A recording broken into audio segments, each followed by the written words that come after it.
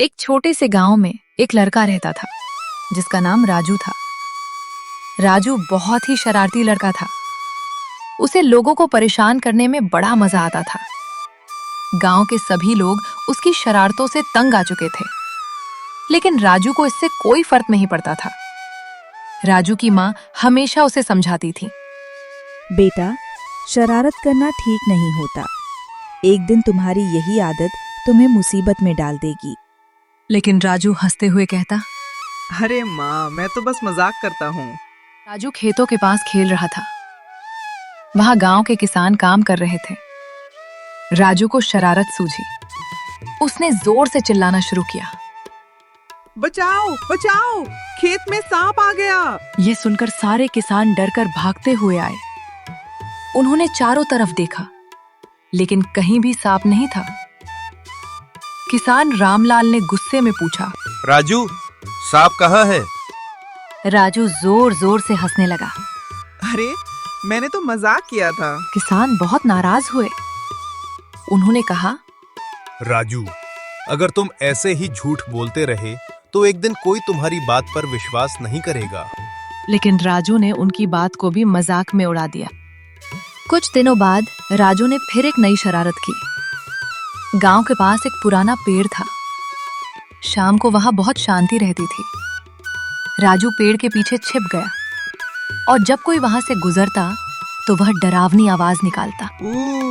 मैं भूत हूँ। गांव वाले डरकर भाग जाते। राजू ये देखकर बहुत हंसता। धीरे धीरे पूरे गांव में ये बात फैल गई कि गांव के उस पेड़ के पास भूत है। लेकिन एक दिन गांव के बुजुर्ग श्यामलाल वहां से गुजरे। जब राजू ने फिर डरावनी आवाज निकाली तो श्यामलाल समझ गए कि ये किसी की शरारत है। उन्होंने तुरंत पेड़ के पीछे जाकर देखा। वहां राजू छिपा हुआ था। श्यामलाल ने उसे पकड़ लिया और बोले, राजू, तुम गांव वालों को डराकर मजे ले रहे हो। ये बहुत गलत बात है। राजू फिर भी हंसने लगा। दादाजी, ये तो बस मजाक है। श्यामलाल ने गंभीर होकर कहा, बेटा, हर मजाक अच्छा नहीं होता। एक दिन तुम्हें इसका पछतावा होगा। कुछ दिनों बाद की बात है। राजू अपने दोस्तों के साथ जंगल के पास खेलने गया। खेलते खेलते वो थोड़ा दूर निकल गया।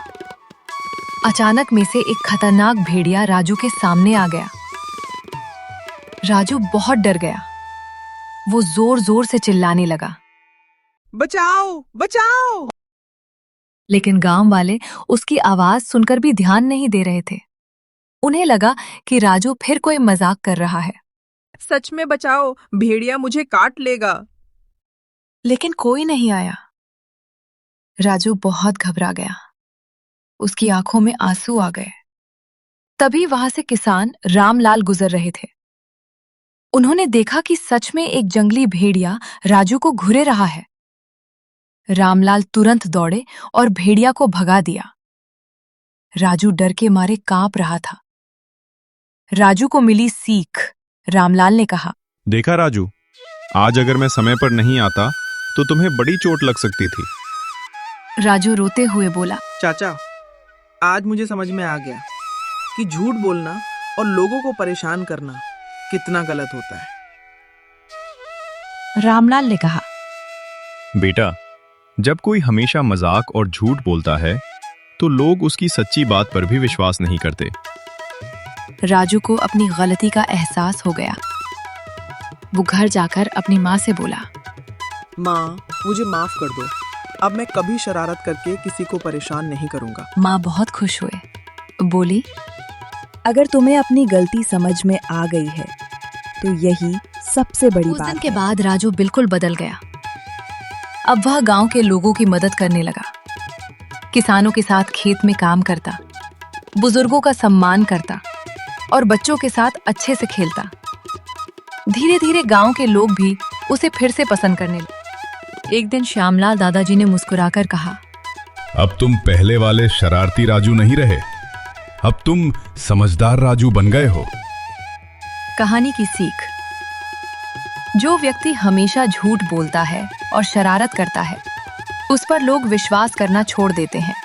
इसलिए हमें हमेशा सच बोलना चाहिए और दूसरों को परेशान नहीं करना चाहिए।